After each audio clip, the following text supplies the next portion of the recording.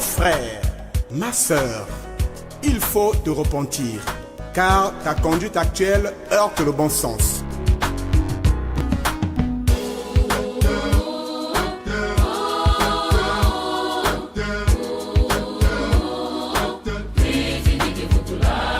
Mon frère, ma sœur, tu commets le péché tous les jours, mais tu déclares n'en avoir aucun.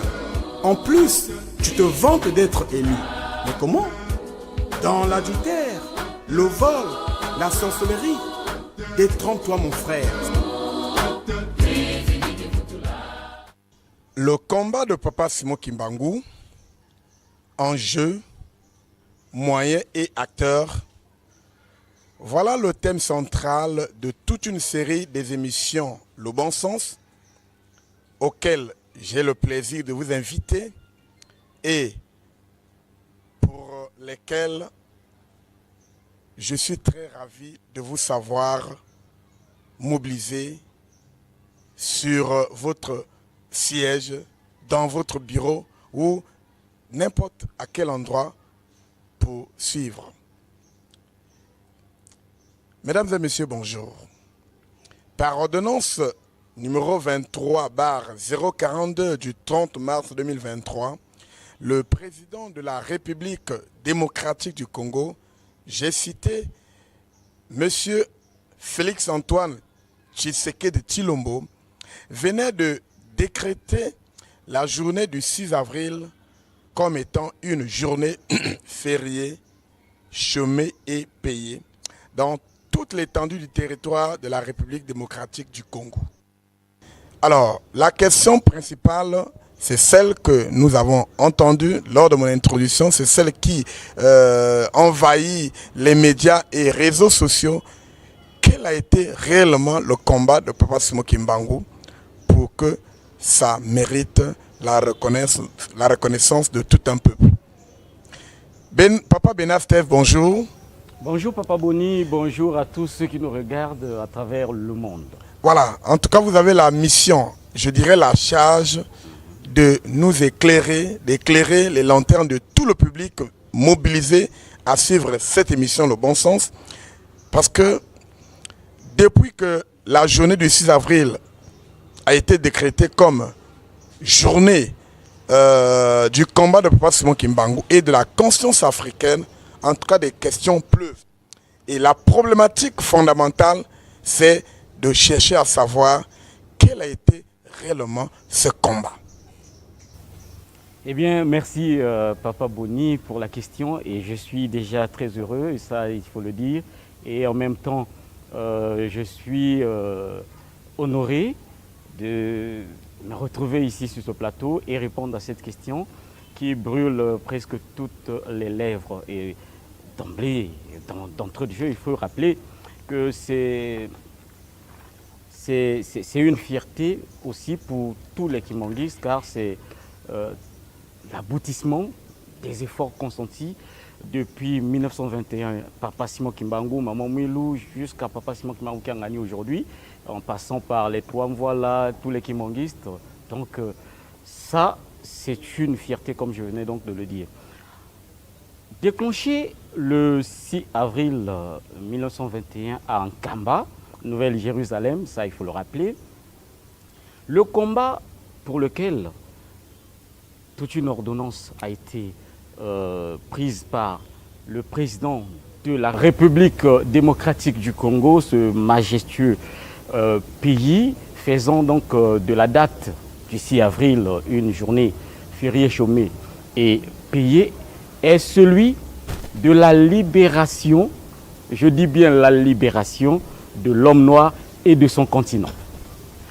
En fait, c'est un combat pour la réhabilitation, Papa Boni, la réhabilitation, la révalorisation et la restauration de l'homme noir.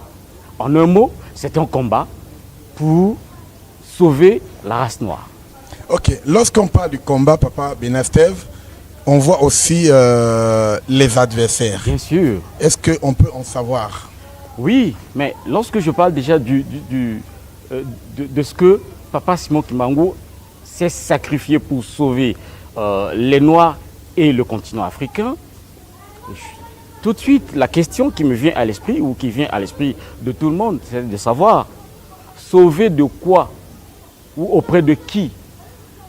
Il nous a sauvés finalement de cette souffrance atroce que nous avions du fait de la domination.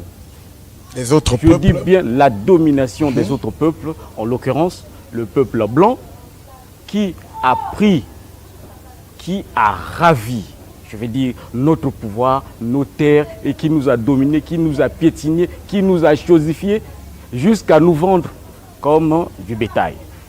Alors, Papa Benastev, comment expliquer que nous sommes chez nous-mêmes? Nous sommes un peuple fort, en tout cas, d'après l'histoire que nous avons lue, on nous a raconté. Le Congo était un peuple... un peuple fort, oui. Très fort, valide, très intelligent. Et nous avons connu, je peux dire, l'Afrique. Souvent on parle de l'Égypte, mais avant l'Égypte il y avait d'autres civilisations. On parle de la civilisation nubienne qui rassemble tous les pays de l'Afrique centrale, hein. Nous avons l'Égypte. Et lorsqu'on cite ces noms-là, dans l'histoire, il y avait déjà tout. Donc la plus grande civilisation au monde. Mais comment expliquer que pendant un certain temps, que les étrangers arrivent, qui nous envahissent, qu'ils aient la force de pouvoir nous ravir nos terres, notre pouvoir, nos valeurs? Et comment expliquer ces rapports de force-là? Comment un peuple qui part de très loin arrive chez toi, ici en Afrique, et il arrive à te dominer, à te malmener et à faire tout ce que nous sommes en train de décrire? Merci pour la question, Papa Boni. Mais quand vous n'avez plus de force, que faire? La force est partie où? La force est partie où? Oui. Le noir était pendant longtemps sous le coup de la domination, le coup de la malédiction divine. Le coup de la malédiction divine. Oui. Voilà pourquoi les étrangers qui sont partis de loin sont venus le dominer. Ça, c'est, je peux dire, c'est parce que l'homme noir étant, comme disait un auteur, devenu des Sarrasins, hein, c'est-à-dire les ennemis de Dieu, Dieu leur a tourné le dos. Et finalement, ceux qui sont partis d'ailleurs sont venus le dominer, puisqu'il avait tout perdu, y compris même son identité d'homme. C'est-à-dire on n'était plus des Moutous, entre guillemets. Donc, on n'était plus des hommes. On avait perdu cette identité de l'homme. On n'avait plus de force ni de pouvoir. Et voilà pourquoi les Blancs sont venus nous dominer en mettant en place un certain nombre de systèmes. Des systèmes contre lesquels Papa Simon Kimbangu a livré combat. Donc nous avons, entre autres... On va parler de ces systèmes qui ont été implantés, sinon érigés par les Blancs, pour asservir l'homme noir. Donc pour ça, être c'est la précis, conséquence. Alors, vous parlez de la malédiction. Précis, la malédiction de l'homme noir part d'où? Pour avoir fait quoi? Qui l'a maudit? Une très belle question, Papa Boni. Et Dieu qui ne peut maudire que l'homme noir sans le blanc? Allons-y droit. Bien, alors, comme je venais de le dire, l'homme noir maudit par Dieu suite au péché originel. C'est-à-dire, quand l'homme noir, l'ancêtre de tous les hommes sur terre, a commis le péché originel, ce qu'on appelle le péché originel, c'est-à-dire le fait de tourner le dos à Dieu et de prêter l'oreille à l'ennemi de Dieu. Il était sorti carrément de la considération de Dieu, de la bénédiction, de la confiance, du regard de Dieu. Et oui. En conséquence, Dieu l'a puni. Dieu lui a tout ravi. On a perdu notre pouvoir, on a perdu notre estime.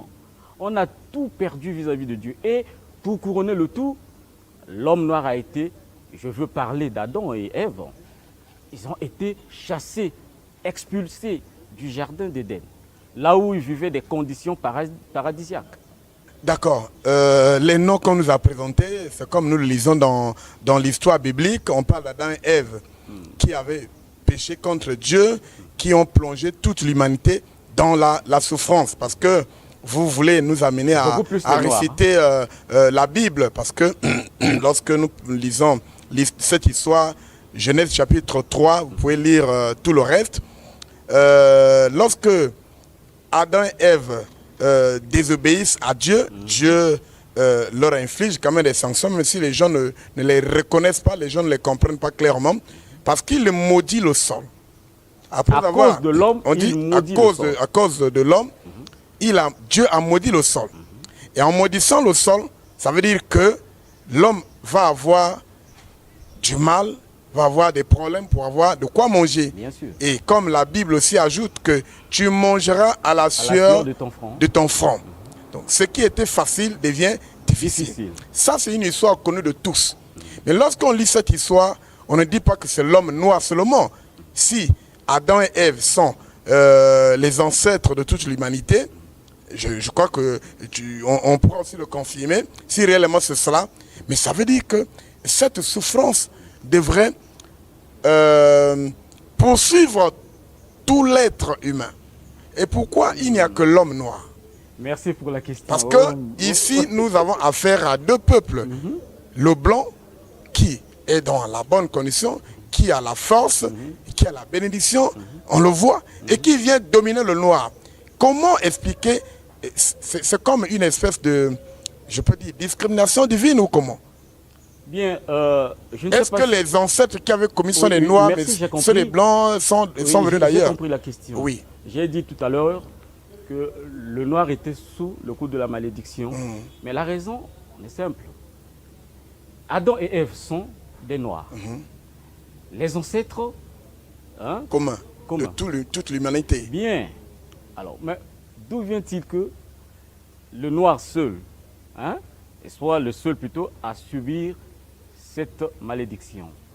Très belle question. Mais la raison est simple. Le noir est le premier, c'est-à-dire le chiffre 1. Le blanc est sorti bien après. Je dis bien après, des milliers d'années après que Dieu ait créé le monde et les hommes. Vous comprenez, Papa Boni? Je dirais même que la création, bon, je ne parle pas de la création, c'est-à-dire le blanc est sorti du fait de ce péché c'était un moyen pour Dieu de punir l'homme noir. Donc, je peux dire, si je peux parler en termes de création, c'est une création suscitée. Parce que Dieu devrait normalement punir l'homme noir. Mais ça, c'était un moyen. Donc, on suscite parmi tes propres enfants, on suscite le blanc, on suscite d'autres couleurs qui viennent te dominer, toi qui étais le chiffre 1.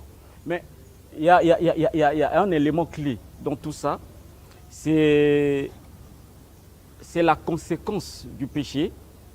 Quand Dieu dépossède l'homme du pouvoir, il s'est produit un processus d'inversion. Je dis bien un processus d'inversion. Comment expliquer ça? Juste avant le péché, Adam, d'après le but de la création, dominait sur tout. C'était un Dieu parallèle, un Dieu sur terre, l'image de Dieu, le représentant de Dieu, celui qui avait le pouvoir légitime de Dieu. Jusqu'à côté, il y avait aussi le diable qui s'était autoproclamé, disons, le leader du monde. Et Dieu a créé et investi l'homme sur le fauteuil du commandement. Donc, il devait commander le monde. Mais il va se produire le processus d'inversion suite au péché. Qu'est-ce qui va se produire? Adam, qui dominait sur tout, juste après le péché, c'est-à-dire était devenu la victime plutôt, des actions même de ses subalternes, c'est-à-dire les animaux, même les lions, même le serpent pouvait le tuer, parce que Dieu a inscrit tout ça dans le registre des sanctions.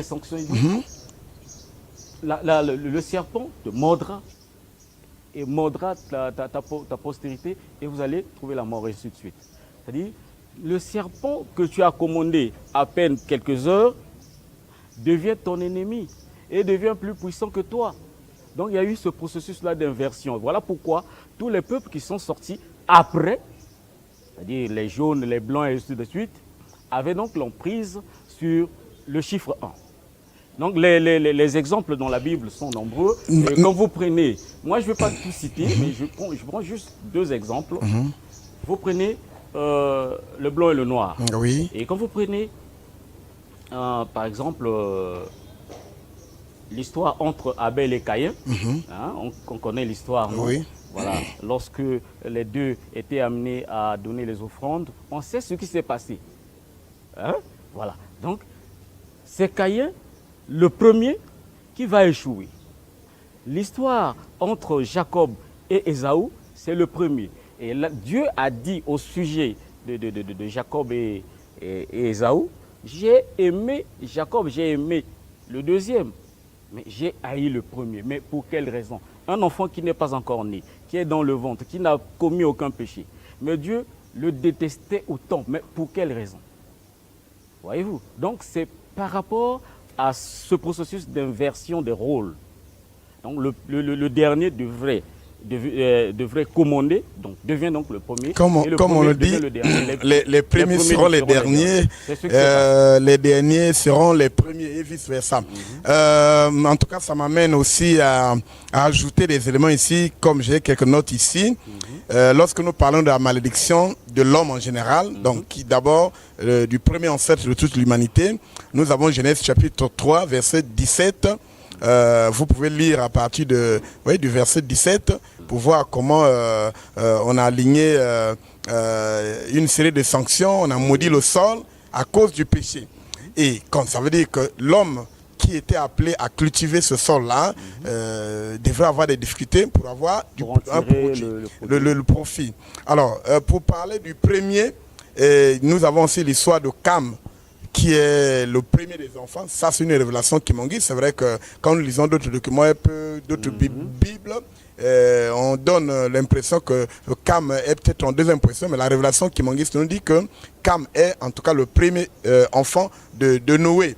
Alors, donc, à cause de ce qu'il avait commis comme péché, nous lisons cela dans Genèse chapitre 9, surtout verset 22, pour voir comment la sanction va toucher l'un de ses fils, Cana. Alors, nous avons aussi l'histoire de Ésaü et Jacob, comme venait le dire Papa Benastef. Ésaü était l'aîné, et la Bible nous dit dans Genèse chapitre 25, au verset 23, qu'il y avait 2 peuples dans le ventre de maman Rebecca, et qu'il était déjà prédit que le second... Le premier serait assujetti le premier devrait être assujetti au deuxième. Pour quelle raison? Vous voyez que quand nous lisons Romains chapitre 9, au verset 11 jusqu'au 15e verset, il a été dit également que 2 enfants qui ne sont pas encore nés, qui n'ont pas encore commis des péchés, mais comment expliquer que l'un bénéficie de la confiance de Dieu? Est-ce que Dieu est-il injuste? La révélation qui m'enguiste nous a bien expliqué que c'est cette affaire de malédiction qui devrait poursuivre le numéro 1. C'est-à-dire que l'aîné devrait toujours être maudit, dominé par rapport au deuxième. Lorsque Dieu crée l'homme noir lui tourne le dos, l'homme noir lui fait honte. Et nous avons une logique que nous lisons dans Deutéronome chapitre 32, verset 21, lorsque Dieu s'adressait à Israël en disant que ils ont excité contre moi ce qui n'est pas Dieu, et moi je vais exciter leur jalousie en mettant la confiance à ce qui n'est pas un peuple. Vous voyez déjà, dans les rapports entre 2 peuples, donc lorsque Dieu dit qu'il a été tellement déçu par le peuple qu'il avait choisi, le peuple qu'il avait béni, il promet à ce peuple aussi le revers, donc la sanction la plus sévère, c'est de leur opposer un peuple moindre qui devrait les dominer. Vous voyez déjà, à partir de là, on comprend facilement que Dieu s'était tellement indigné de l'attitude, du comportement de notre ancêtre, l'homme noir, et tous les autres peuples, c'est-à-dire que tous les autres peuples qui sont créés après l'homme noir devraient donc avoir l'autorité sur lui. Voilà combien nous expliquer cette affaire de malédiction et qui fait que les Blancs qui sont sortis après nous, ils aient le pouvoir, ils aient la force de venir en Afrique, nous dominer, nous asservir et faire tout ce qu'il y a comme nous sommes en train de décrire aujourd'hui. Et je veux finir avec la Bible, l'histoire des enfants d'Israël, les 12 tribus. Nous avons, le premier-né c'était Ruben. Ruben aussi a subi cette malédiction au point de commettre un péché. Je crois que je ne voudrais peut-être pas aller dans les détails. Ça, au moins, quand vous lisez la Bible dans Genèse chapitre 49, vous allez retrouver cette disposition-là. Alors, après, il y a aussi l'histoire des enfants de Joseph. Nous avons Manassé et Ephraïm. Vous savez que lorsque le temps était arrivé pour bénir ces deux enfants-là, quand vous lisez Genèse chapitre 48, verset 8 jusqu'au verset 22, vous allez voir comment Jacob a tourné comment on appelle ça, ces deux mains, oui. Il a posé il fait reposer, ce n'était pas volontaire, Papa Boni. La main droite sur, oui. Sur le deuxième. Sur le deuxième, et il prend la main gauche, il met sur le premier. Et lorsque Joseph tente de le lui rappeler, il dit, c'est comme ça. Pour nous, la révélation a tout expliqué. C'est la malédiction, c'est donc la volonté de Dieu qui s'applique, c'est donc la sanction. Dieu, c'est comme aujourd'hui, un père qui a un enfant et qui a un neveu. Et lorsque son enfant lui désobéit, lorsque l'enfant le déçoit, pour le punir, il élève le neveu et lui donne la force pour manipuler son enfant. C'est une leçon. Et oui. Il est prévu qu'un temps arrivera où il va réhabiliter son enfant, et parce qu'il l'aime bien. Et comme Dieu aime l'homme noir, il était prévu un temps où il devrait le réhabiliter. Alors, donc, c'est là où Papa Benastef dit, c'est là où Papa Simon Kimbangu vient au temps où l'homme noir est déjà dans la plus grande souffrance. Il est venu pour le réhabiliter. Vous avez dit, le réhabiliter, le revaloriser et le restaurer. En gros, ça veut dire sauver l'homme noir. Merci beaucoup, Papa Benastef. On va continuer avec toi. Essaie de nous dire, tu as parlé des systèmes et que l'homme blanc, notre adversaire, est venu implanter. Est-ce qu'on peut avoir une idée de ces systèmes-là? Bien, merci Papa Boni. Alors, pour ne pas citer tous les systèmes, non, principalement, nous devons retenir au moins 3. Nous avons la religion. Ça va étonner tout le monde peut-être, mais nous parlons de la religion. Mais laquelle? Mais plus précisément, le christianisme. Nous parlons du christianisme. Nous citons ici la colonisation et à côté de la colonisation, nous avons donc le commerce qui a été organisé. Alors, voilà les 3 éléments pour être précis. Au moins, j'ai cité au moins 3. Oui, commençons par la religion à travers le christianisme. Et comment expliquer que le christianisme, disons, qui est applaudi jusqu'aujourd'hui par l'homme noir, l'homme noir devient même plus, je peux dire, plus chrétien que le blanc lui-même à travers le monde. L'homme noir veut démontrer qu'il connaît plus le christianisme que l'homme blanc. Alors, comment expliquer que cela puisse être pris par toi aujourd'hui comme étant un mauvais système pour asservir l'homme noir? Merci Papa Boni, mais ça ne doit pas surprendre plutôt plus que ça. C'est dans l'ADN de l'homme noir. Oui. Je dis bien c'est dans l'ADN. Le christianisme présenté sous forme d'une religion, je dirais, c'est-à-dire on a fait habiller cette organisation politique en un manteau, je ne sais pas, de religion pour tromper. Donc, l'homme noir, en un mot, a été séduit, trompé. On est tellement dans la distraction. On nous a appris à détester tout ce qui est made in Congo, in Africa. Voilà, donc tout ce que le noir fait ne peut pas être reconnu par son propre frère. Tout ce que nous disons, toute l'œuvre de l'homme noir, dans un sens tout comme dans un autre, est appelée à être détruite par son propre frère noir. Et ça, c'est ce qu'on appelle aliénation. Parce qu'il y a un enseignement précieux, c'est celui que nous nous apprêtons à l'enlèvement, nous nous apprêtons à aller au ciel. Jésus reviendra demain, bientôt, et donc on peut plus cultiver le sol. Et quelque part aussi, il y a des enseignements du genre, il est plus facile, il est difficile. Non, on dit il est plus facile à un chameau de passer par le mât d'une aiguille qu'à un homme riche d'aller au paradis. Ces enseignements-là ont un impact dans la conscience de l'homme noir, et ce qui fait qu'aujourd'hui, on préfère passer toutes les journées sous les chapelles. Alors, au lieu d'aller dans les champs et travailler, cultiver le sol pour avoir le produit nécessaire pour notre bien-être. Et c'est un peu de décrire un peu. Vous voulez parler de la traite négrière, hein? La traite des nègres. Les Noirs sont achetés ici. Ils sont achetés par les Européens qui vont les revendre aux États-Unis et puis au niveau des Amériques là-bas, et pour servir. Voilà. Ah, ils viennent, ils n'ont pas acheté, ils ont attrapé de force et ils amènent. Voilà. Ok. Bon, et c'est un peu de décrire cette souffrance-là lorsque le noir arrive là où il est vendu comme une marchandise. Déjà, je dis que quelqu'un appartient, c'est-à-dire une personne qui appartient à une autre. Ça dit tout. Donc si j'appartiens, par exemple, à Papa Sisi, il peut couper les oreilles, il peut me tuer, personne ne viendra lui réclamer quoi que ce soit. Voilà, donc le noir avait perdu son identité. Le noir a perdu son identité, ça c'est on nous dit, malédiction. Oui, on nous dit même que là où ils habitaient, là aux États-Unis auprès des blancs, le noir ne valait même pas plus qu'un chien, plus qu'un animal.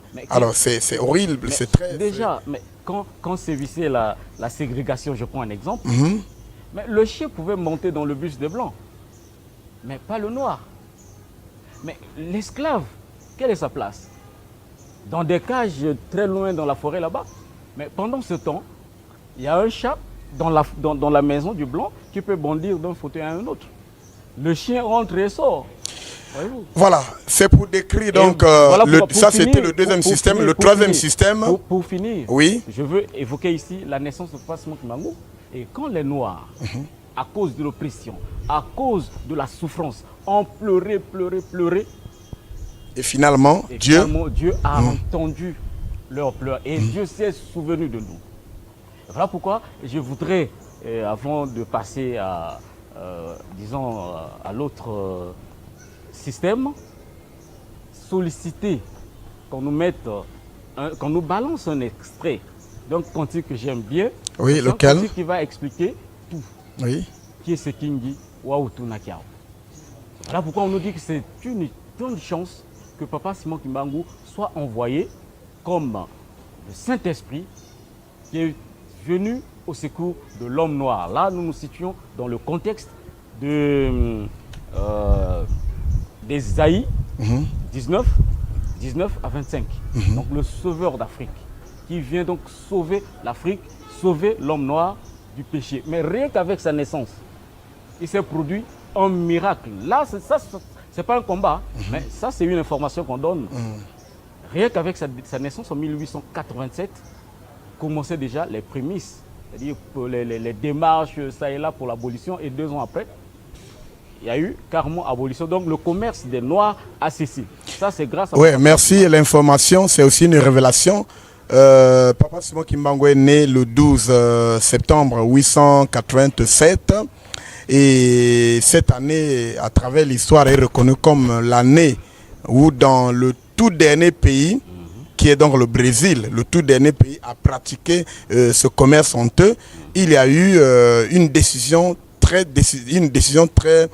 importante, qui est celle de l'abolition définitive de l'esclavage. C'était l'œuvre des catholiques, et finalement à travers la ley Aurea, donc la loi d'or, qui était signée le 13 mai 1888, en tout cas les autorités de ce pays venaient à prendre une mesure définitive pour arrêter l'esclavage. Donc on dit que Papa Simon Kimbangu est né en 1887. Cette même année, lorsqu'on apprend qu'il est né, comme nous avait révélé Papa Diangenda, alors ils se sont précipités à arrêter cette traite négrière. C'est l'histoire, c'est une information qu'on vous donne.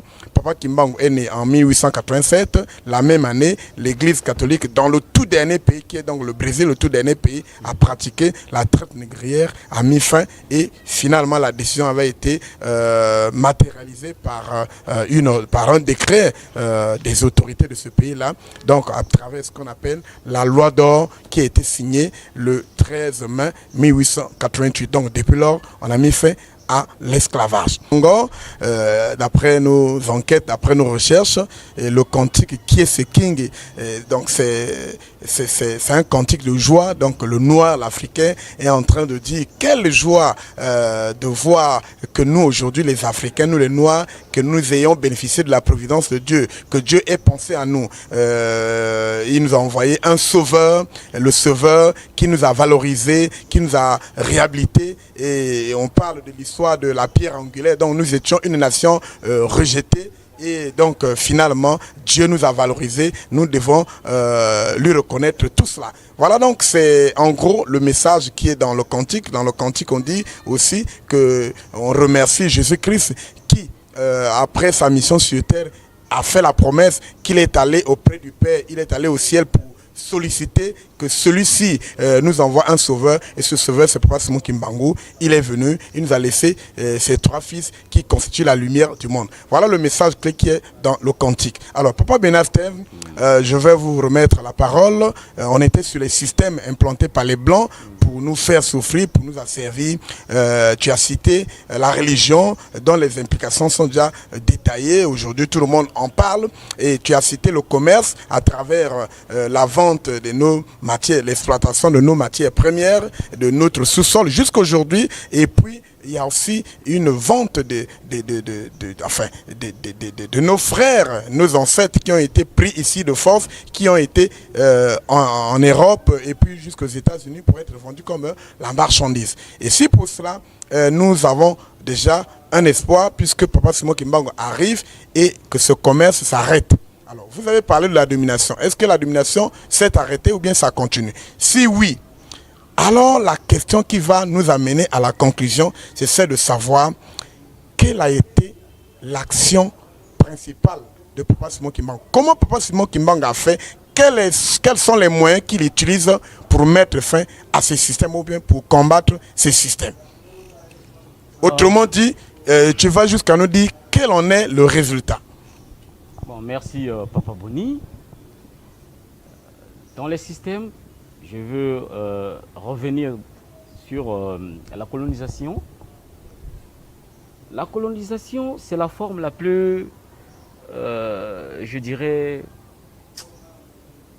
la plus difficile à combattre pour nous. Je dis nous, je ne parle pas de Papa Simon Kimbangu. Pourquoi? Parce que dans l'action de sauver, hein, il y a des étapes. Des étapes. Oui. Alors, quelques-unes de ces étapes doivent être accomplies par le sauveur. Mais le sauvé aussi doit prendre part à ce processus-là. À ce processus. S'il vient, il ouvre par exemple la porte, te demandant de te lever et de courir. Tu ne vas pas l'attendre. Mais on a ouvert déjà la porte, c'est à toi de sortir. Donc, mais la colonisation, jusqu'à aujourd'hui, continue. Mais nous sommes dans ce qu'on appelle le processus de décolonisation avec déjà l'Église implantée le 6 avril 1921 et dont le coup d'envoi a été donné par Maman Mouilou. On reviendra un jour sur le rôle à jouer dans le monde et surtout dans cette église, et surtout que l'église est celle est une église universelle. Alors donc je parle ici de l'église. Et Papa Simon Kimbangu a dit, j'ai emmené aussi l'État. Mais pourquoi l'État et la langue au pouvoir Congo politique, oui. et la langue Congo? Ces 3 éléments symbolisent, ce sont des moyens emmenés par Papa Simon Kimbangu pour combattre le blanc. Lorsqu'il parle de l'État, il emmène l'État pourquoi? S'il y avait un État, hein, pourquoi emmener un autre?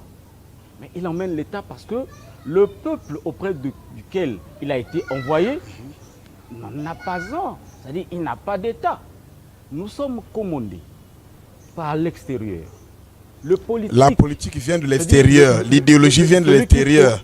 Oui. Le commandeur est à l'extérieur. Et ici, nous recevons seulement des ordres. On nous fait travailler dans notre propre pays et le fruit est reversé auprès des Blancs. Donc on nous domine. Nous n'avons pas l'État. Nous n'avons pas un peuple. Moi je le dis, nous n'avons pas un peuple. En principe, dans un pays, dans un continent, on doit avoir un peuple. Nous savons quels sont les éléments qui définissent le peuple. Mais du fait que nous avons été divisés, c'est-à-dire un bloc appartient à un pays, un autre appartient à un autre, et ainsi de suite, et on nous a imposé des cultures au point où nous avons cessé d'être un peuple. Nous ne le sommes pas. Aujourd'hui, va voir, même dans une même maison, vous avez quelqu'un qui prie dans une église et l'autre qui prie dans l'autre église, ainsi de suite, mais ils n'ont pas la même vision du monde. Et surtout qu'à la base, l'Afrique et l'Occident n'ont pas la même vision. Je prends un exemple.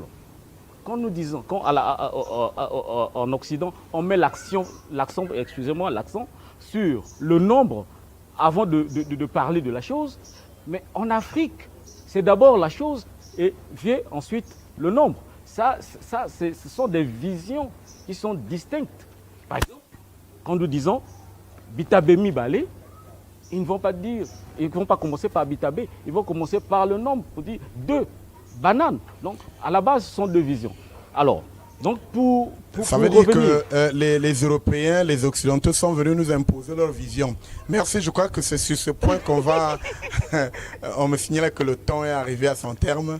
Je vais vous ravir la parole. Excusez-moi, oui, Papa bon, Benaster. juste un mot, Papa Boni. Juste un mot. S'il y a une minute, juste un mot. Voilà, vas-y. Juste un mot. Pour conclure tout ce que tu as voulu présenter conclure, je vais dire sur le combat de Papa Simon Kimbangu, sur sa mission et sur les moyens. Allons-y. Pour conclure, alors je vais dire ceci. Alors, lorsqu'on vous ravit la langue et qu'on vous impose une autre, ça c'est le crime, c'est-à-dire le plus criard du monde. Tu me rappelles Roland Barthes. Allez-y. À ce moment-là, on vous déconnecte et avec votre Dieu, et finalement, c'est-à-dire au finish là, vous ne pouvez jamais rien créer parce que vous n'avez pas l'élément par lequel, ou grâce auquel, vous pouvez rentrer en contact avec la nature. Qu'est-ce que Papa Simon Kimbangu fait à propos de la langue? Qu'est-ce qu'il dit? Quel est le discours qu'il tient? Il dit, je vous ai amené la langue, la langue Congo. Mais pourquoi la langue Congo? La langue Congo, c'est la langue originelle, c'est la langue du Muntu, c'est la langue de l'homme noir. Et en même temps, il nous demande d'apprendre la langue maternelle. Mais bien sûr. Voilà, merci beaucoup. Je crois que... On va revenir prochainement sur les moyens. Merci de me comprendre. Et le résultat. Et ok. Alors, mesdames et messieurs, ça a été un grand plaisir. En tout cas, on n'a pas envie de vous quitter, on n'a pas envie de se séparer de vous, parce qu'il y a beaucoup de choses à dire. Le thème principal, c'est celui de savoir quel a été réellement le combat de Papa Simon Kimbangu pour qu'aujourd'hui, on lui décrète toute une journée. Je rappelle que suite à l'ordonnance 23/42 du 30 mars 2023, le président Félix Antoine Tshisekedi Tshilombo de la RDC venait de décréter cette journée tant attendue par les kimonguistes comme étant une journée du combat de Papa Simon Kimbangu et de la conscience africaine. Alors, avec Papa Benaster, on a essayé de chercher à comprendre. Est-ce que Papa Simon Kimbangu n'a rien fait pour qu'on puisse lui décréter toute une journée? La réponse est toute simple. C'est ce que nous venons d'entendre. Mais Papa Simon Kimbangu, le 6 avril, venait de déclencher un combat très important, celui de la libération de tout un peuple, de tout un continent, et celui de la révalorisation, de la réhabilitation et de la restauration. Quand on dit restaurer, ça veut dire remettre la chose, la personne à sa place d'antan. L'homme noir, c'est celui qui était dans le jardin. L'homme noir, c'est celui qui était proche de Dieu. L'homme noir, c'est celui qui avait la plus grande civilisation. L'homme noir, c'est celui qui était le plus fort. L'homme noir, c'est celui qui était le plus riche.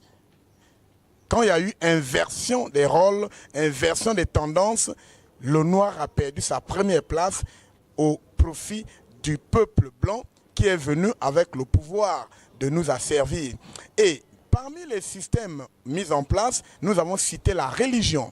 La religion a été le moyen le plus sophistiqué pour séduire l'homme noir.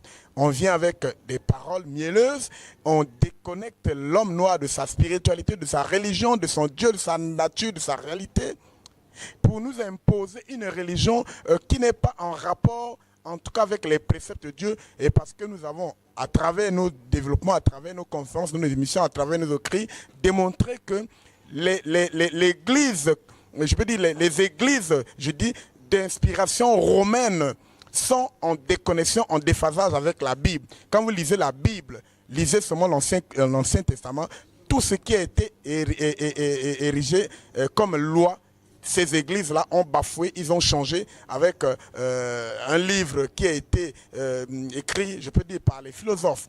Aujourd'hui, l'enseignement qui est répandu à travers le monde est celui qui éloigne l'homme de la loi. Et lorsque vous n'avez plus de loi, finalement, vous n'avez pas d'esprit. Donc, à travers la religion, à travers la langue, ils ont pu prendre notre tête et la manipuler. Il faut aussi dire que lorsque Papa Simon Kimbangu engage cette guerre, dans le 6 avril, c'est une journée où il a fondé l'église. L'église ici, c'est un élément très important de la religion. C'est une arme. Donc, il récupère la même stratégie que les Blancs avaient amenée. Ils ont utilisé l'église, ils ont utilisé la religion pour nous séduire. Alors, il faut aussi utiliser la même stratégie qui est l'église. L'église ici, c'est comme une armée. Dans une armée, imaginez si vous êtes dans une caserne, vous êtes dans une nation, s'il y a un monsieur qui crée sa propre armée, je crois que ça c'est un acte qui serait le plus punissable. Parce que quand il crée sa propre armée, il déclare la guerre. Donc le 6 avril, c'est le jour où Papa Simon Kimbangu avait lancé le premier culte. C'était un mercredi. Papa Benasteve a dit, Maman Mouilou a joué un rôle très important. C'est elle qui est allée sonner la cloche.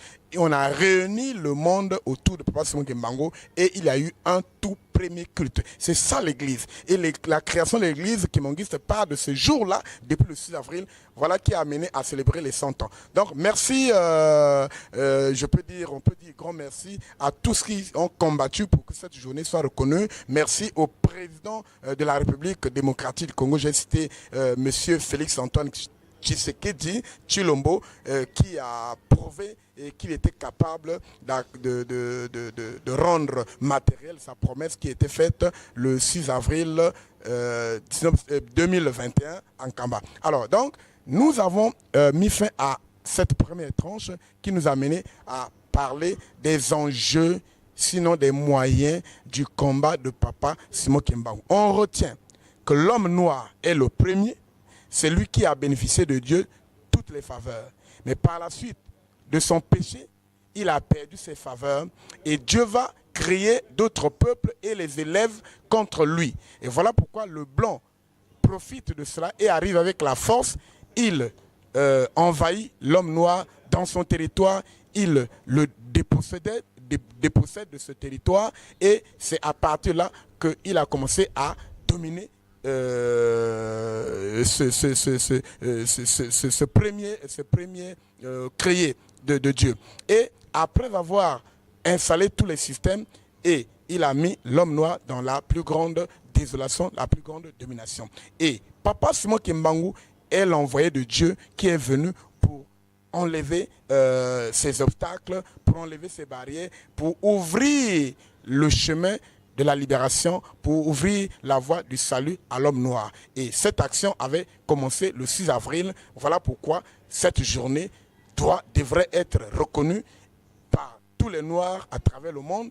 Et la RDC a fait un pas, celui de décréter cette journée comme étant une journée fériés, chemins et pays. Voilà donc qui a amené à la conception de cette émission. Prochainement, on va donc essayer de parler des acteurs qui ont aidé Papa Simon Kimbangu à mener cette lutte dont nous sommes en train de savourer les victoires. Si vous avez aimé cette émission, si vous l'avez suivie, c'est grâce à l'action musclée d'une équipe technique ici. Quand je vois en tête, il y a Papa Darrell Wanzambi, je vois Papa Graf Touavoka. Ils ont joué un grand rôle dans la prise de vue. La conception, j'ai cité qu'elle était l'œuvre de Papa Suzine Foueni. Je vois toutes nos stagiaires, Maman Belgia, Maman Beki, Maman Bercia Bakula. En tout cas, c'est un grand plaisir. Et la réalisation a été assurée par Papa Darrell Wanzambi. Je n'ai pas oublié aussi notre stagiaire, Papa Balada, n'est-ce pas? En tout cas, si j'ai mal prononcé son nom, il n'y a pas de souci. Donc, la coordination a été assurée par elle-même, Maman Ilurich Kazi Brel. Elle est la directrice nationale de la Ratelki. Moi, c'est Papa Boni, Boniface Soko. Je vous dis au revoir avec tout le plaisir de vous retrouver nombreux prochainement. Merci.